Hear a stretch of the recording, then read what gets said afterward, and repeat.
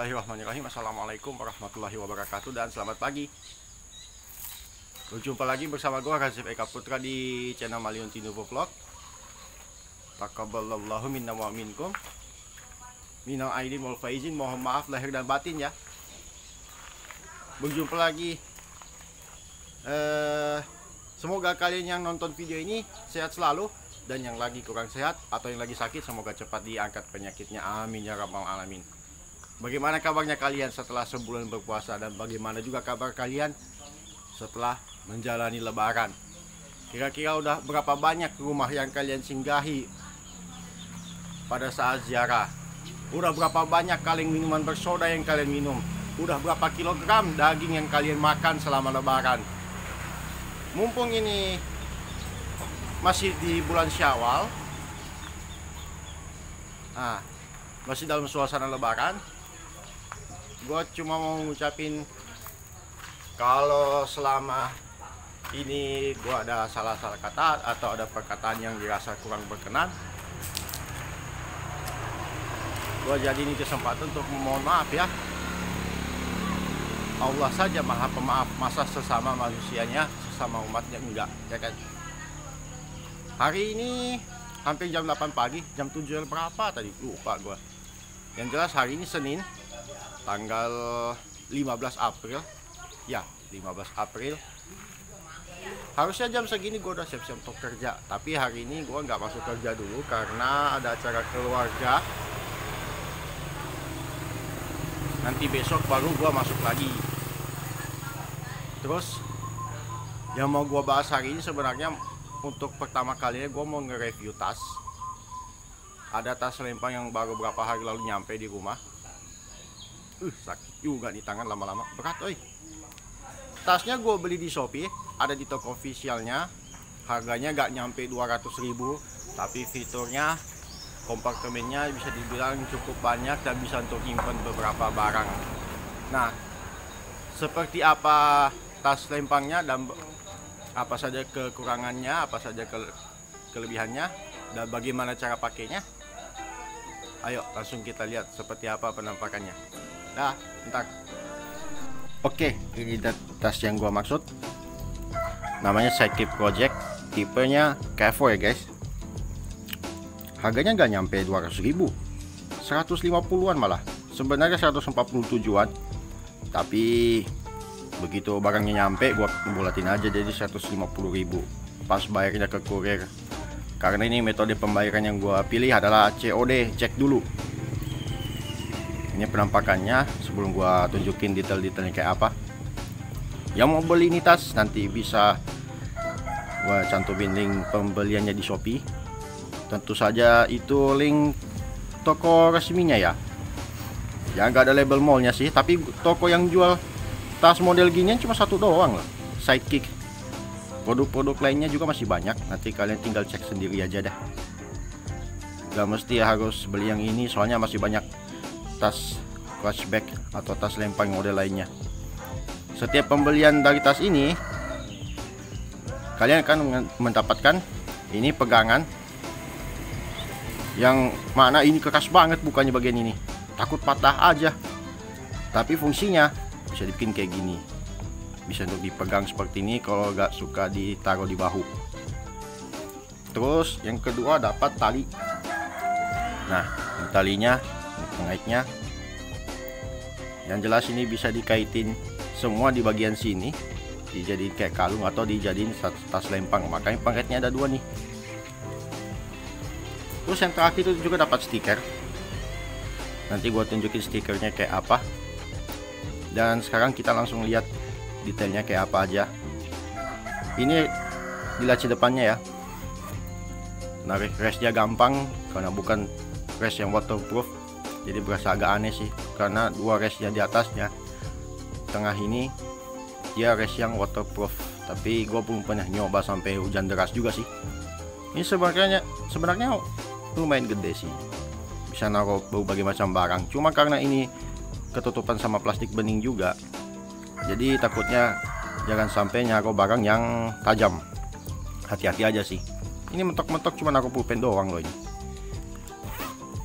Dia memang ciri khasnya kalau Sidekick Kevo berlubang-lubang seperti ini karena tempat untuk masang ini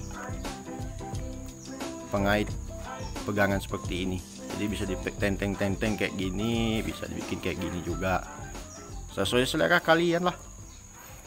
Terus di sebelah sini ada safety web kayak tag label begini warna kuning hitam, ngingetin gua sama warna jersey utama klub Borussia Dortmund, ngingetin juga sama warna Bumblebee di film Transformers. Tapi setidaknya kalau dari warna mencolok begini bisa kelihatan lah. Sekecil gini doang fungsionalitasnya masih dipikirin guys. Yang mana gua suka sama hal-hal yang fungsional, makanya gua beli tas ini. Terus untuk setiap race-nya dia ada tali guys. Cuma ada salah satu race ini gua terpaksa ubah ikatannya kayak gini. Mana sih? Ah, ini. Karena dia ikatannya lepas. Untung gak sampai hilang talinya ya. Terus kita langsung pindah ke kompartemen utama. Ini bisa naruh barang yang cukup banyak sih. Kalau di iklannya ini bahkan sampai bisa naruh TWS, charger, batok charger sama kabelnya ya. Kalau nggak salah di bagian sini. Tapi di sini gua manfaatin untuk naruh uang receh, paling uang koin 1000, 2000, udah gitu doang. Terus di sini ada tempat naruh kartu, setidaknya bisa sampai naruh 6 kartu.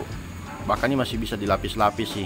Nah, saking ini masih berasa luas di tiap slot ini masih bisa dilapisin beberapa kartu lagi sih. Terus di tengah sini ada sekat yang bisa juga dibilang ini laci, ditutup sama res juga. Dan ini gua manfaatkan hanya untuk naruh uang yang nominalnya besar, mulai dari 5.000, 10, 20, 50, 100. Nah, ini laci berfungsi sebagai sekat, padahal di sini bisa naruh barang, sebelah sini juga bisa. Cuma kepisah doang sama sekat kayak gini. Terus kalau dilihat dari sini ada lagi laci jala yang kebagi dua. Ini obat flu. Ini STNK motor gua. Tapi masih atas nama bokap, bukan nama gue pribadi, karena motor yang gua pakai sekarang itu masih dari zaman SMA. Ya kali umur SMA udah punya KTP. Kelas 1 SMA loh. Masa udah tiba-tiba udah punya SIM, KTP sama apa namanya, STNK, dan kan nggak mungkin. Sama satu lagi gua naruh TWS di sini juga masih muat. By the way, ini TWS pertama gua, Robot T60, dan gua sampai hari ini belum pernah beli TWS lain karena ini masih awet. Terus apa lagi ya? Ya udah, ini doang, itu kompartemen utamanya. Sebenarnya bisa aja naruh HP di sini. Terus ini race-nya emang sebenarnya panjang ya, kalian bisa lihat sampai di bawah sini. Dan race-nya untuk kompartemen utama ini memang ada 2. Jadi gua tutup dari sini. Nah, udah, nggak perlu terlalu panjang nariknya ya. Terus ada satu lagi kompartemen di sini yang cuma untuk naruh HP doang. Nah, ini HP-nya daily driver baru gua, Samsung A05s. Kalau gua tutup maka akan jadi seperti ini. Yang mana otomatis bikin tas ini terasa berat cuma karena HP doang. Berat. Terus gua buka lagi. Kalaupun kalian nggak mau naruh HP di sini, ini masih bisa dimanfaatin untuk naruh barang lain. Pokoknya sesuaikan dengan kebutuhan kalian ya. Terus di laci yang terakhir itu yang ada plastiknya begini. Gua gak ingat teknologi plastiknya kayak gimana. Yang jelas kalau kalian naruh smartphone di sini itu bisa dimanfaatkan plastiknya ini. Gak bakal ngehalangin jari kalian untuk mengoperasikan smartphone. Ngejawab scroll HP masih bisa di sini. Tapi kalau HP-nya selebar ini sih, HP yang lebarnya kayak 5 inci, 6 inci ya, bisa masuk, tapi agak susah untuk mengoperasikannya. Ini nyari tombol dayanya aja agak susah. Nah, ini sebagai pembuktian ya. Nah,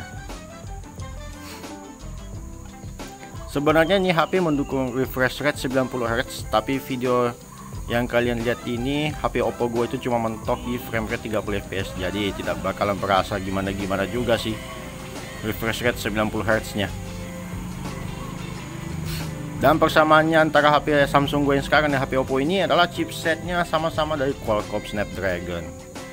Jadi sampai di situ kalian sudah tahu, karena dari thumbnail di video YouTube gue itu pasti kebanyakan fotonya diambil dari pakai Gcam. Kalau kalian nggak percaya, nih, ini Gcam BSG LMC 8.4 Xiaomi, dan ini kamera bawaan. Sejelek-jeleknya video di hasil foto di kamera Oppo, nggak tahu kenapa kadang-kadang ngerasa ini HP lebih jelek lagi, padahal kamera udah resolusi 50 megapiksel di lensa utamanya. Oh iya, belum matiin mode pesawat guys, karena tadi sempat dicas dulu. Nah, udah. Kalau HP kalian lebih kecil lagi dari ini, masukinnya pasti lebih gampang guys. Soalnya kalau mau dikeluarin ini agak susah juga. Takutnya kalau dipaksa-paksa pakai tenaga yang kuat, malah robek entar plastiknya. Ini juga sebabnya gak disaranin kalau ada tas yang modelnya begini, jangan sampai naruh barang atau benda-benda tajam. Lebih baik simpan di tempat lain aja. Terus di sini ada dua pengait. Jadi ini bisa untuk naruh ngaitin ini. Nah, ini kalau mau dipakai jadi model tas lempang. Nah, udah sesederhana itu guys. Waduh, nyangkut lagi di kaki tripodnya.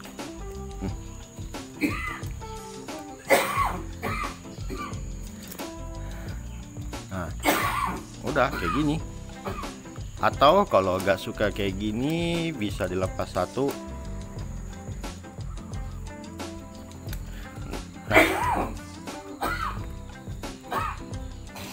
Dan dikaitin satu lagi di sini dan langsung bisa dikat jadi kayak kalung. Fleksibilitas dan fungsionalitas seperti ini yang sebenarnya udah gua incar dari setahun yang lalu, udah setahun lebih. Harus nunggu uang kekumpul dulu baru bisa beli ini tas.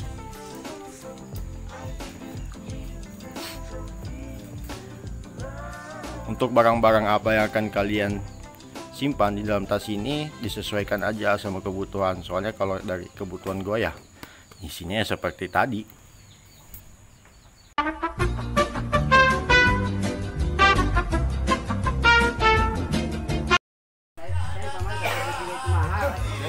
Sekarang gue udah sampai di tempat kondangan. Karena seperti yang gue bilang di segmen awal, hari ini gue gak masuk kerja karena udah izin sebelumnya mau menghadiri pesta kondangan keluarga gua. Sekarang udah jam 9.14. Jam segini udah sampai, walaupun acaranya emang belum mulai. Kalau kalian gak percaya, ini belum banyak yang datang, masih sepi banget. Sekarang gua mau nunjukin penampakan tasnya gimana waktu pakai. Nah, kayak gini nih. Tapi kurang kelihatan ya karena talinya disetting jadi sampai diturut. Ini kalau di jadi tas lempang, berarti dipakai dua pengait di sini. Kiri kanan dipakai semua ya.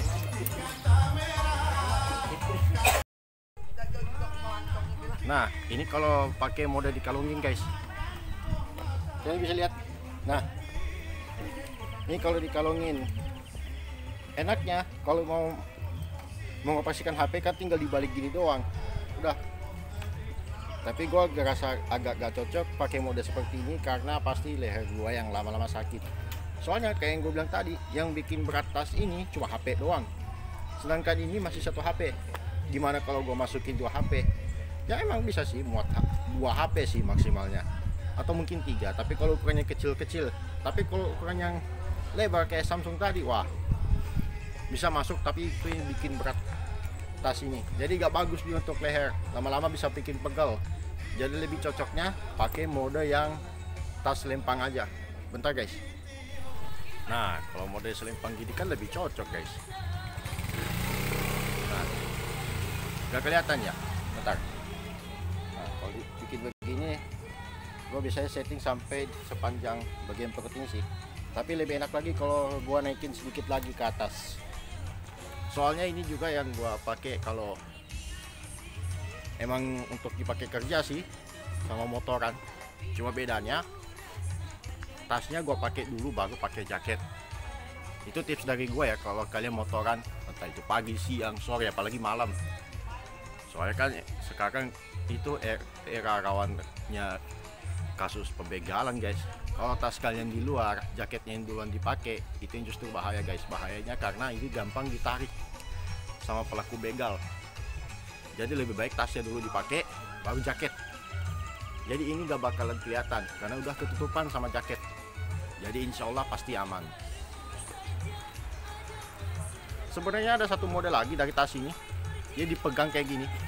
Jadi kalau yang gak suka pakai tas lempang, gak suka pakai tali panjangnya, tinggal dipegang kayak gini aja karena ada tali penyangga di depan sini. Atau kalau kalian gak suka pakai mode dipegang seperti ini, talinya ini sebenarnya bisa dilepas. Cuman kayak yang gue bilang tadi, ini ngelepasinya gak susah, takut patah aja guys karena keras banget. Tapi dalam kasus ini gue sengaja gak lepas, anggap aja ini sebagai hiasan tambahan. Jadi kalau misalnya mau ngambil tas ini lebih cepat lagi, gak mesti harus kayak gini, tinggal tarik aja karena ini bahannya kulit ya. Overall ini menurut gue looksnya premium. Kalau lihat dari depan udah keren sih, simple, kelihatan premium. Dari bahan materialnya gua rasa juga udah cukup bagus untuk harganya. Mudah-mudahan aja ini awet dipakai sampai beberapa tahun ke depan. Nanti gua akan bikin video impresi tas ini setelah berapa bulan atau mungkin setelah 1 tahun. Nanti insya Allah gua akan bikin video baru tentang tas ini. Oke, sekian review gua kali ini. Ini review pertama kalinya gua review tas ginian loh. Biasanya review motor, review action cam. Ini baru pertama kali review tas lempang guys, yang harganya gak nyampe 100.000. Sekali lagi linknya kalian nanti cek di Shopee ya. Link Shopee gua taruh di kolom deskripsi. Kalian tinggal check out aja kalau kalian tertarik dengan tas ini. Kalau misalnya ditanya apakah ini direkomendasikan atau tidak, itu terserah kalian lah, bebas. Menurut kalian ini cocok untuk dipakai sehari-hari atau enggak, itu masalah selera. Sampai di sini video gue kali ini. Like kalau suka, dislike kalau nggak suka. Tinggalkan komentar yang bijak, share dan subscribe jika kalian menganggap video ini bermanfaat. Terima kasih sudah menonton. Kurang lebihnya gue mohon maaf. Wabillahi taufiq wal hidayah. Wassalamualaikum warahmatullahi wabarakatuh. See you later.